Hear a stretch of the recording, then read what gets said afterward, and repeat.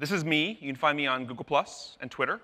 I'm also KevMu at GitHub. So if you want to, I referenced some code there during my talk, and so that's a good place to follow and see what I'm working on, what I'm contributing to.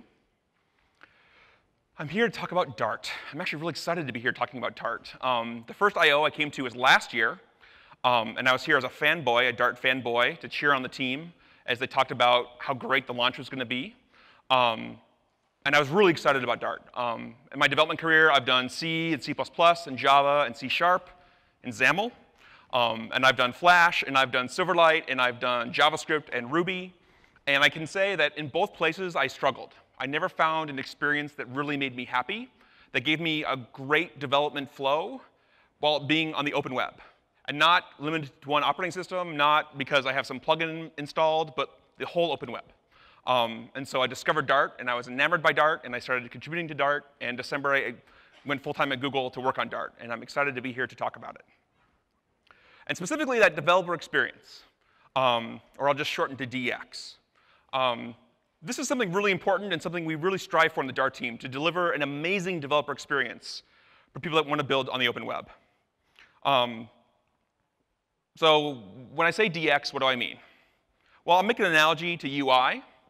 And I put it in old-timey font on purpose, right? I spent a lot of time when I first started working in software dealing with UI and talking about UI. Oh, let's make the UI look cool. Let's make it look pretty. If you ever wanted to get beat by a designer, first thing is, Comic Sans. That's always the first one. They'll beat you. But right below that was asking them to go make something pretty, or make it look more cool, right? Because any good designer will tell you it's not about the pixels. It's not just about making it look pretty or cool, right? It's about the experience.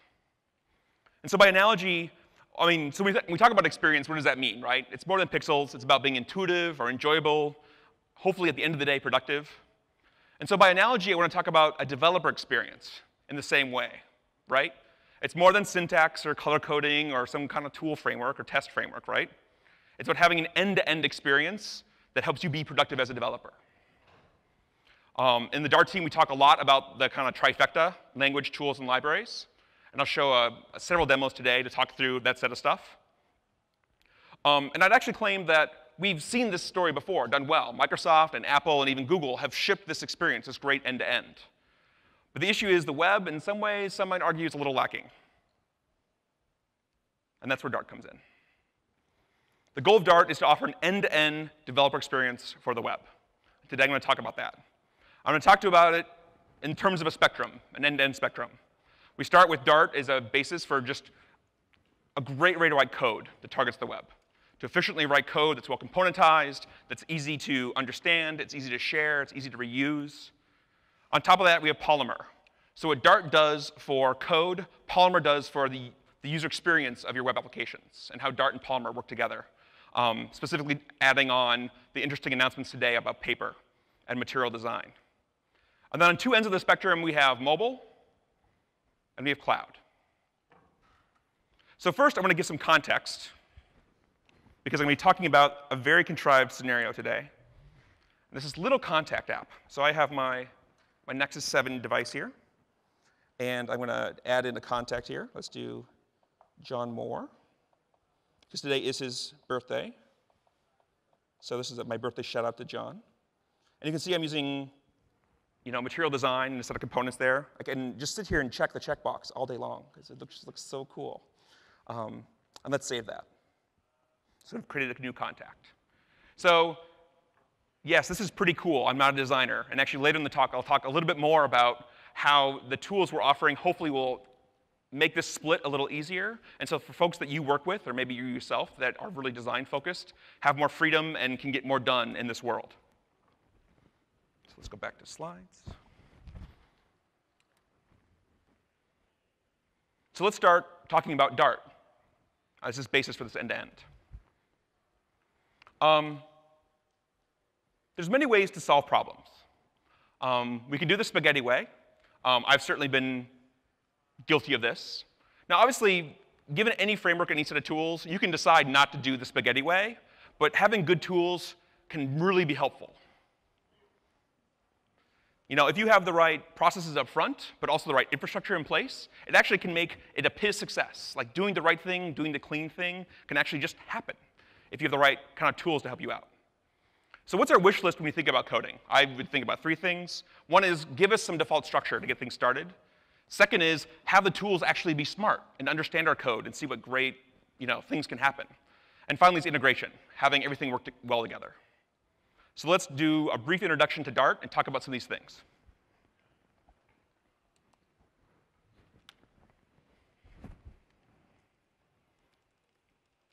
Don't copy my password. So let's look at a piece of code. Can everyone see the code OK? Thumbs up in the back.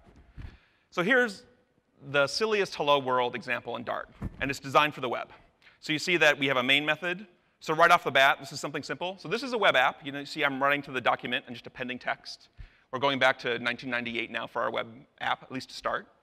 So the first thing you'll see is we have a main method. So there's a single entry point if you're building an app in Dart.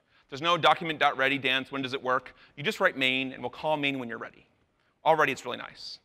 You'll see that we can define classes. So I defined a contact class here. And I have a set of fields, name and notes, and this notion of important. And I'm setting some values. And already we have kind of this nice little syntax so that if you want to set multiple fields on an object, you can just use ... It works really well. And then we append that to the document. So right off the bat, I want to point something out. You might see this little squiggle here. Unused import. So already, because Dart's a structured language, our tools can actually understand the code and understand what you're doing in code and help you out. So this is a very simple example, right? Which is like, I'm not using this convert library. So let's delete that. Now in this case, it's pretty trivial, right? But if you wanted to track the progression of your code, if you want to manage your dependencies, having a good idea of the packages and libraries you're using in your code and being told when you stop using something is great. That means you can update your dependency matrix and simplify your code. But obviously, if you try to use code without importing the right dependency, you find out right away. So I'm doing all this without running anything, right? The tools can just tell me because of the structure of Dart and the analyzer we have. So let's go in a little bit deeper. So I see now, let's imagine that the implementer of main and the implementer of contact were 2 different developers. For some reason, this person decided to assign the name variable to be an array. That wasn't my intention as the contact developer. I actually wanted it to be a string. How do I enforce that? Of course, this is very easy. I just come in here and say, this should be a string. And that solves all our problems, right? Everyone reads code comments. Clearly, this works well. So this is the first step, right? There's lots of debate about, I don't want to type my code. Is it really necessary? Does it just add cruft to the code? So here's my argument. At a minimum, as a developer, you should be doing this beyond a trivial app. Even if you're the only developer on your app, like 3 months from now, you'll forget what you're doing. So at a minimum, you should do this. Now the question is, what's the difference in terms of how you code from that? Just doing this. You're actually typing less characters. You can actually generate documentation now based on this class because you've attributed it using Dart. And now the analyzer wakes up and says, oh, by the way, you can't assign an array to a list, to a string. So let's do John here. And so same thing with, let's say, notes. Let's make sure that's a string. Important, let's make sure that's a bool.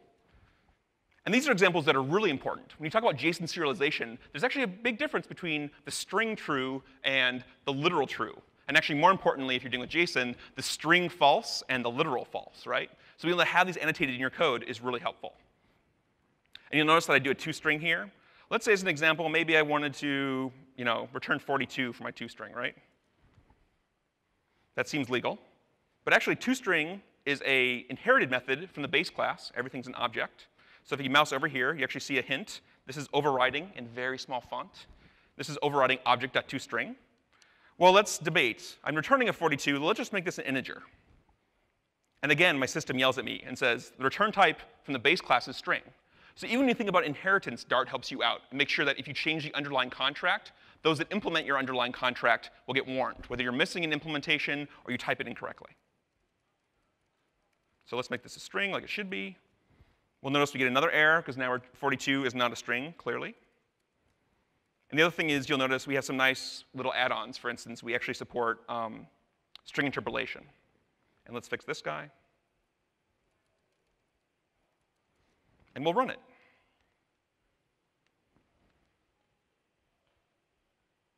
So happy birthday, brother. Let me move this over just a little bit. So you'll see that I'm running Chromium here. It's actually not, actually you can't see I'm running Chromium. Oh, someone in IT is going to get in trouble. I'm actually running a version of code called Chrome called Chromium, a version of Chrome. This is not normal Chrome. Actually, we lovingly refer to it as Dartium. This is actually a version of Chrome that ships with our SDK that runs Dart natively. What does this mean? So there's obviously a lot of languages and platforms that let you write other languages and compile the JavaScript, which is great. The problem with that is you have to do a compile step often before you actually run the code in the browser. And then when you're debugging issues, you're debugging the JavaScript. Now, source maps gets you a little far along the way, but wouldn't it be nice just to debug in the language you're working in? So I can come in here and say, throw something silly, and reload it. And you'll see I get breakpoints, and I jump right into the editor. So that's Dartium. We actually have the Dart VM baked in for development in a custom browser. Now, beyond that, you'll see I'm actually running a server here, right? I'm hitting port 8080. Underneath this is a service we call PubServe. What this handles not only serving your assets as you're building, but also smart. It knows what browser's hitting the endpoint. So if I hit it with an endpoint that's not Dartium, for instance, Chrome, it actually goes through the work and compiles the application. So now it's turning that Dart code into JavaScript. And you now see it works great in normal Chrome as well.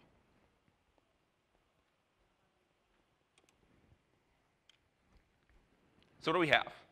First, we talked about Dart Analyzer. This is the ability that our tools understand our code. This is actually a standalone app you can run outside of the editor if you want to and integrate it in your own tools. But it actually understands the structure of your code, and it lets you find errors before you even run things. We have PubServe. This is our internal server that understands how to serve normal Dart code. And then if you hit it with another type of browser, for instance, Chrome or Firefox or anything else, we spin up Dart2JS, which is our compiler that turns Dart code into JavaScript. And of course, this is all wrapped up really nicely in the Dart editor. We talked about Dartium. This is a custom build of Chromium that ships as part of the editor that has the Dart VM baked in and makes it easy to debug the code you're writing so that you can iterate quickly, get most of the things ironed out, and then go test it on deployed browsers in the web. So you debug and develop in Dartium, and then you deploy across any browser. So that's part of the spectrum. Let's talk about UI here. Obviously, printing my brother's name, as much as I'm sure as he appreciates, is not a great experience. There's this misconception that you can't do rich UX in the web. And obviously, with a lot of the talk about Android at I/O, it's easy to forget that the browsers come a long way. Usually, when you think about running a mobile mapping, we think about running the app. The web app actually works amazingly well. Pinch and zoom works great. Rotation works great. Like, we can build rich UX for the web. And it works really well, even on mobile. So yay, rich UX. The question now is, do we have a rational developer experience for building this rich UX? So let's use an example by analogy, Datagrid. If people have done line of business apps, everyone's like, I need the Datagrid. Always the Datagrid. It's the first thing you install, right? So how do you do Datagrid in the web? This, right? That's our Datagrid. But it's not that, right? You need to import the right script tag, then you define the right CSS, then you need to define the div, and it's probably more than one class. It might be many classes. We might need to define elements underneath it. There's a lot of ceremony to get this working, right? You kind of end up with this. You have styles that leak all over, and you're not sure what's defined. You can't define it in one place. It can be a huge mess. So I claim this is not a rational developer experience for building components or using components in the web. What is the rational experience, right? Do we have an existence proof? And I would claim we do.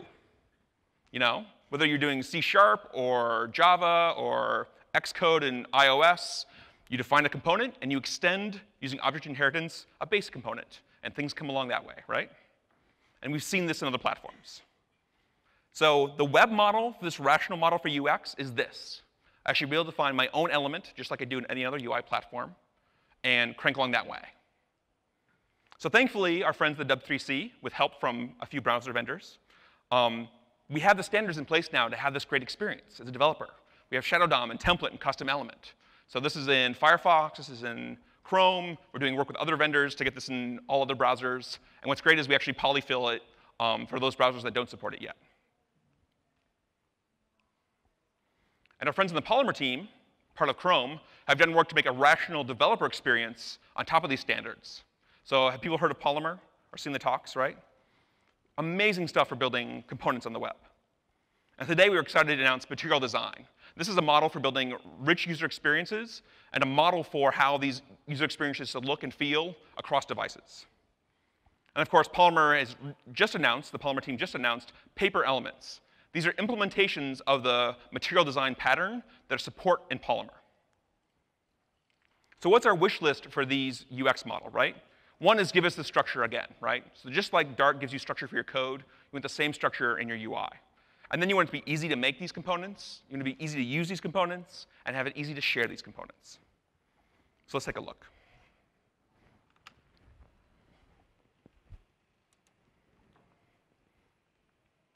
And Siggy's talking to me. Oh, Siggy. Just one second.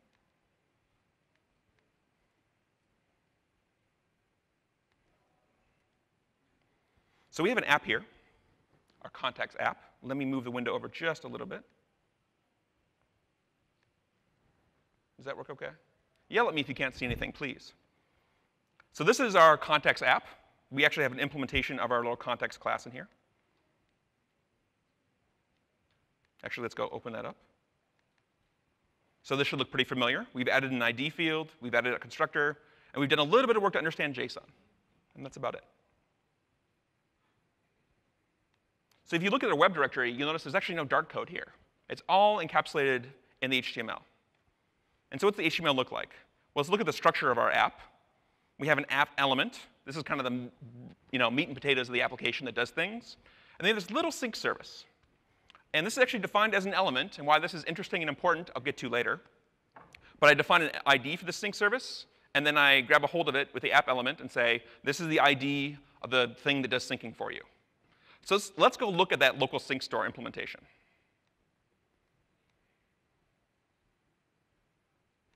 First, the element definition is trivial. There's actually no UI here at all.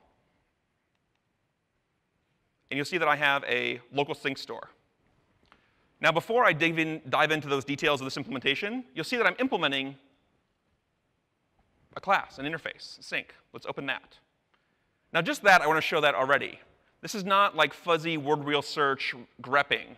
Like, I know what the structure is. I know where that sync definition is. I could have 50 definitions of sync in this class or this project, but I know what implementation of sync I'm talking about. I can just open the definition. So you see here I've defined an abstract class. This is the interface for sync. If someone wants to support syncing contacts in my little contact app, this is what they implement. Now, you don't care if this is implemented as a UI component, if it stores it in the browser cache. In my case, I'm using local storage, which Seth told me this morning I shouldn't be. It should all be in IndexedDB. So he can go implement this interface and use IndexedDB and do it the right way. By default, I have an implementation. But it's a very simple model, right? And we can dig in more if you're new to Dart to understand our async model and our list model and our support for generics. We won't go into that now. So I have my little local sync service. And the other half of my application is my app element. So how does that look? So the app element is in two parts. It's code and it's markup. The markup is very straightforward. I define a Polymer element. I give it a name. I define some styles. And I do a bunch of interesting things. One is I bring in another element. So I can define a custom contact edit element. I can handle events on this element by just doing onSave and passing in a method. I can repeat over properties on my class and say, go through all the contacts and iterate and create a bunch of contact items. And then I define the script backing. If we look at the script backing this, you'll see that I'm doing exactly what we talked about. I define an app element, and I'm extending a Polymer element. So this is all supported in Dart today. So you can see I can set the app element and actually bind to it so that that iteration works really well. I can define a method that says, when save is clicked on my edit element, call this method. And I can extract a contact out of it and call save on my sync service. So I have a clean model for how I define my UI, all in markup. I can use binding to reference properties on my underlying object. And then I implement that using types and all the great stuff in Dart using a class. Now, if you dig deep enough into my elements, you see edit as an example here, you'll see that I actually use a bunch of paper elements. So my func checkbox that I can't help but checking a bunch because the animation's so cool, right? I just import that in my element. And I say, go get checkbox here. Now, of course, checkbox has a bunch of stuff. It has shadows. It has cool animation effects. It has CSS. And all that just encapsulated. All I worry about is importing the element. And then I just handle events. So I say, OK, I have my button. When someone clicks on this, call the save action. When someone clicks cancel, call the cancel action. None of these dependencies leak through. The dependency is defined once in one place. Super easy to use. And of course, I can run it locally.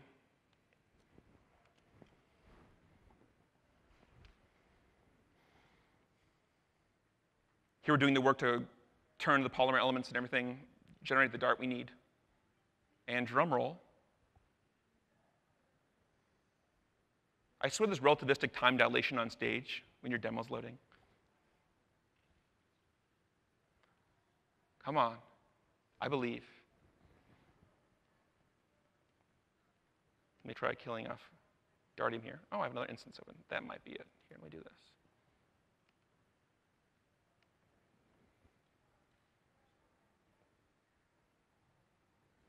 Oh, the gods. Give me one more second. Make sure I'm not doing anything silly here. I don't think so.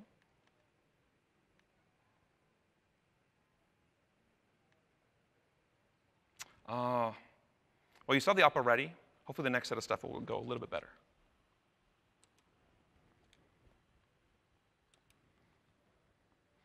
So way deep in my elements, I have my app, then my app element, then my contact item, and then inside contact item, I have my paper element. What's nice is this inheritance model that we're used to as object-oriented programming plays here.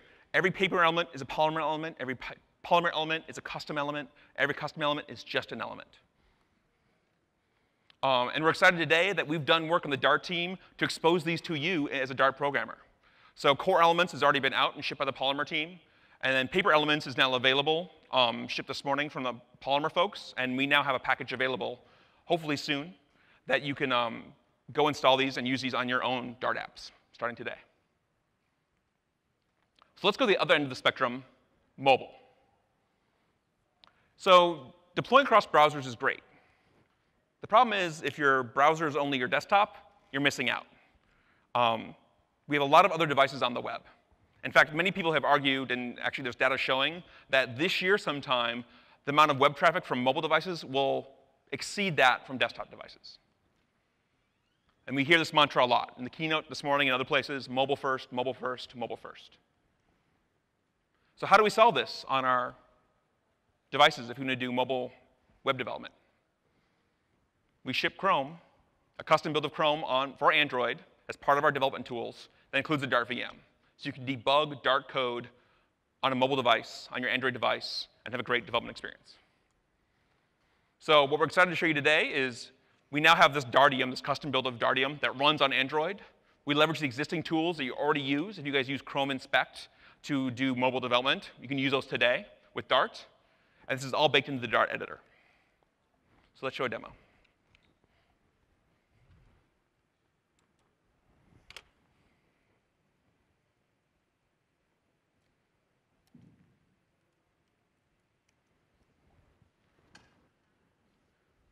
Did you try turning it off and turning it back on again? It's like, OK, we'll try that.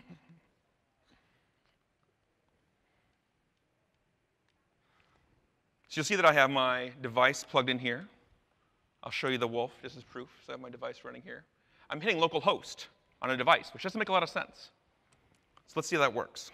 The first thing you do is you open up Chrome. Oops. And you'll see that, again, if people have played with the dev tools in Chrome, this already exists. You can actually define, connect to your device. You set up debugging on your Android device, set up port forwarding so we can find those ports and forward connections. And now you can debug an application on Android. So now if we go in and we right-click and do run on mobile from our editor, so we're spinning up PubServe like we usually do. And now you'll see what we're doing is we're installing Content Shell. So we're actually installing an application on your Android device now that you've authorized it for debug. And this Content Shell device is this Dartium instance that actually has the Dart VM built in. So if we switch over here, you see I have the app running here. I can go in and create a new contact. This is typing when you're in a hurry. What's great is you still have the same debugging experience. So let's go into our little, switching is always fun. Let's go back to this. So let's go back to our app, maybe to our local data store. Let's just randomly throw somewhere. Oops, let's complete our string. Things that are nice and up front. So if I add a contact, I should get a throw here. Let's go in now, add in another contact.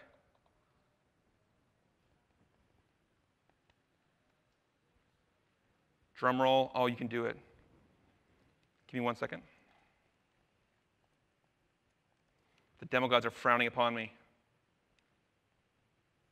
Let's try one more time.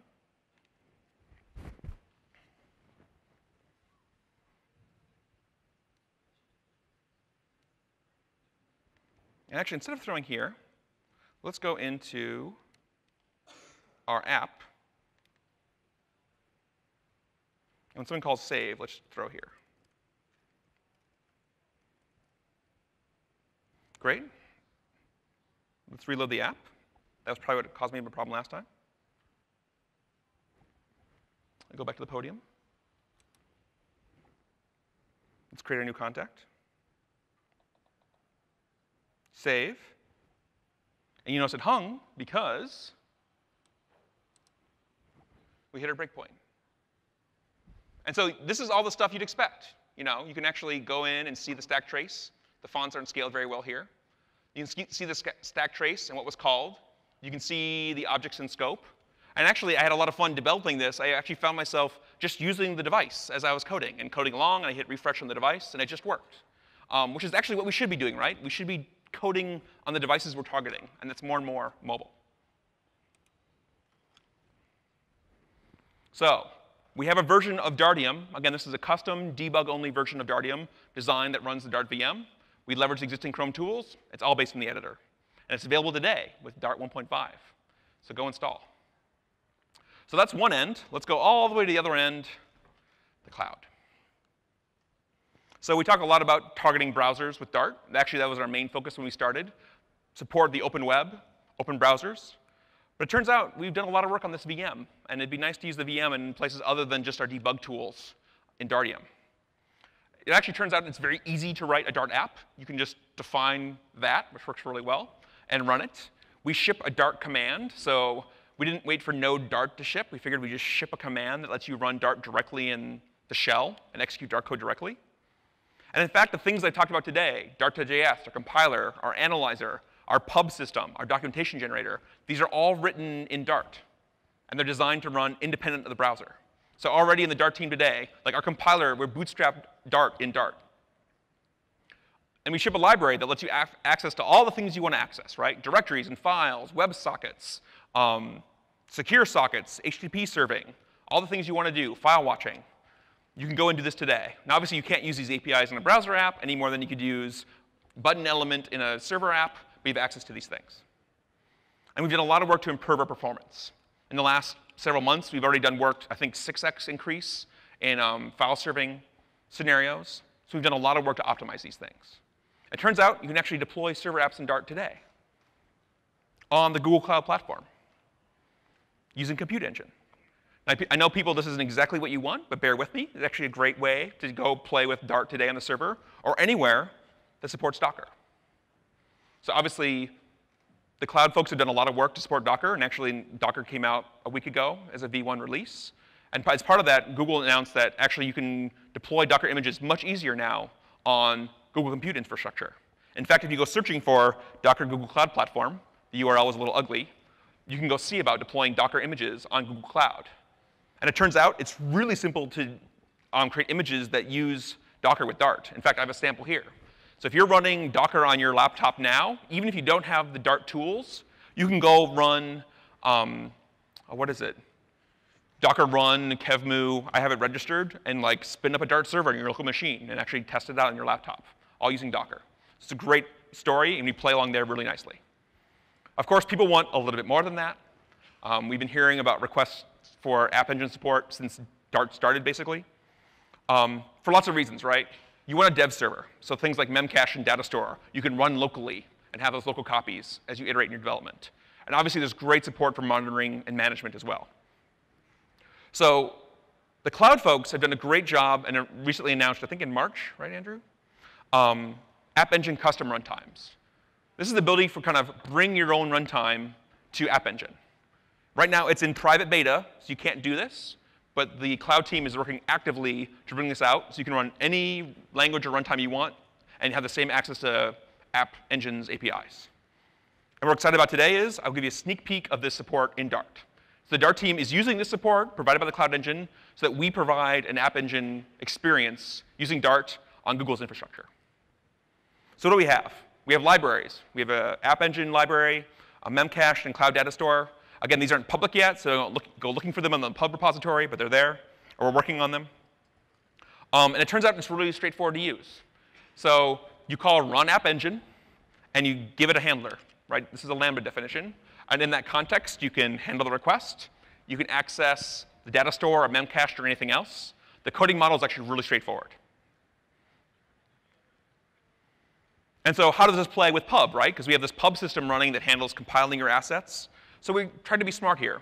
Basically, when a request comes in, if it's accessing static content, things you defined in your web directory, it gets run via pub serve. And then everything else hits an executable you define. And by convention, it's usually in the bin directory called server. And then when you deploy your app, what we do is we do work to build your assets and actually create a static copy of all the JavaScript and everything else. And then we serve this to Appengine.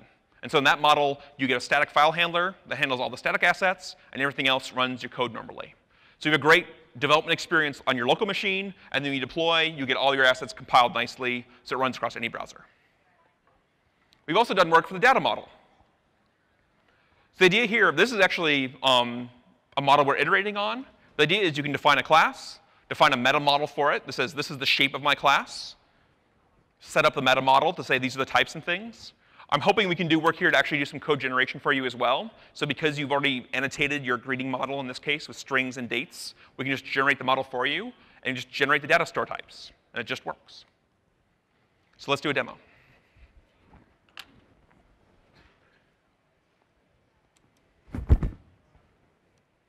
First, let me close some things down.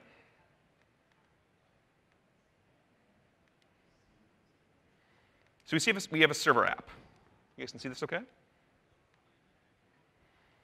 First, we'll open the web directory, because I want to show you this. So the project name is contacts server. What you'll notice is I've actually imported the contacts app that I just defined earlier. So I had this contacts app, and it had custom elements and a sync adapter. I'm importing that into this project. I'm actually depending on it here. So if you look at the HTML file defined in my server, I'm defining the same app element and saying, go get your sync element. And here's the difference. Instead of using the poorly implemented local storage implementation for sync, I have a cloud sync adapter. And I find that in this project. So let's go look at Cloud Sync, because everything else runs the exact same way. In fact, I'll take a moment and actually make this point. What's nice is components are just like libraries. You can define them in a package. You could reuse them in another package. So this is a great model for separation, right? You can imagine giving your front-end guy this package with a little local store and say, go make the UI pretty. Ha. And then he'll beat you with Comic Sans. Go make the UI interesting and a great user experience, and I'll go work on the server stuff. And you know that if you change the sync interface or anything else, the tools will tell you and help you along. So you see, you have an implementation of, come on here.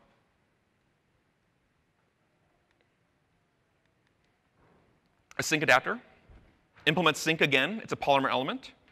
And this time, instead of talking to local storage, I actually say post JSON and get JSON using our web request model. So now I'm doing XHR in this client provider, and this is all code that runs on the client. And I actually go access the endpoint API/contacts. So I'm doing gets against that. I'm doing post against that. This is all still browser code. So we know what the browser code looks like, right? So what's running on the server? So we've talked about all this stuff will be what is served to the client. On the server side, we've defined a server binary in our bin directory. And at the end, all we say here is I have a little wrapper that makes building composable applications easier. I call it Shelf. I'm doing a talk about this tomorrow. Come find my talk about Shelf tomorrow. But all I'm saying is serve up this handler, just a method. So I have my little handler method. And this does work to break up the URI into segments. If the segment's API, it calls off to another handler I've defined. We'll get into that later. And then otherwise, it does some interesting Memcache stuff just to kind of show that it's there. So let me go spin up my server. You see I'm running gcloud app run. We'll wait for that to get going. You see I'm listening on port 8080. I should pick a browser to use. Here, let's do this one.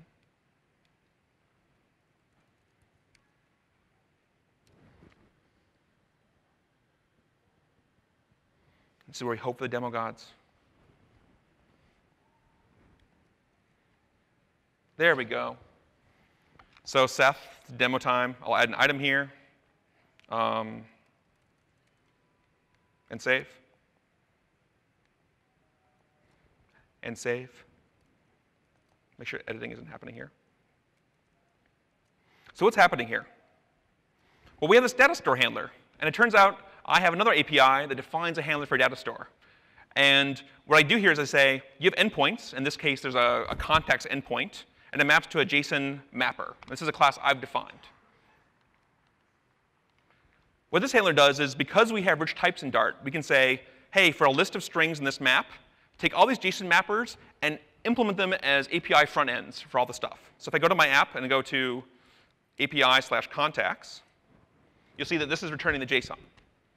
So because we have rich types in Dart, I can do things like define these mappers and say, here's a list of the endpoints I want to support with post for populating and delete and get, and just defines the endpoints. And I write it once. Now, of course, this is just getting started, right? Because you want to implement security and authentication for these APIs. But in terms of a model, it's really straightforward.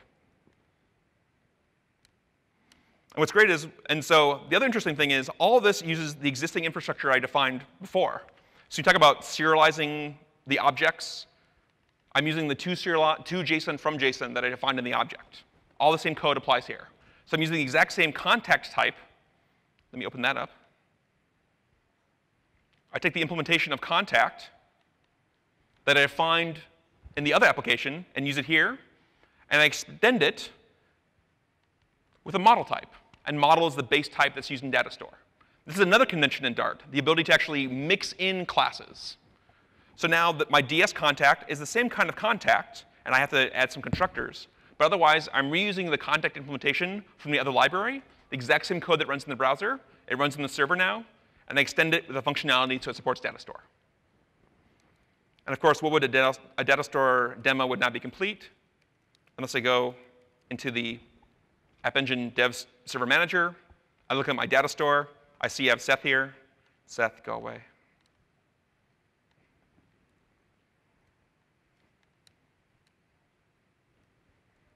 And we see that Seth's gone now.